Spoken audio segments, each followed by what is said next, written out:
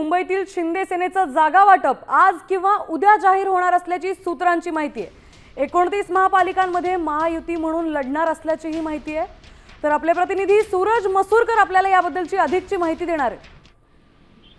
काल रात्री उशिरा वर्षावरती 3 वाजेपर्यंत रात्री खलबत चालली होती। मुख्यमंत्री देवेंद्र फडणवीस, उपमुख्यमंत्री एकनाथ शिंदे, उद्योगमंत्री उदय सामंत, रवींद्र चव्हाण तसेच महसूल मंत्री चंद्रशेखर बावनकुळे या सगळ्यांमध्ये काल रात्री वर्षावरती बैठक चालली होती। आणि या बैठकीमध्ये संपूर्ण 29 महापालिकेवरती युती म्हणून आपण लढूया असा जो शिक्कामोर्तब आहे तो या बैठकीत झालेला आहे।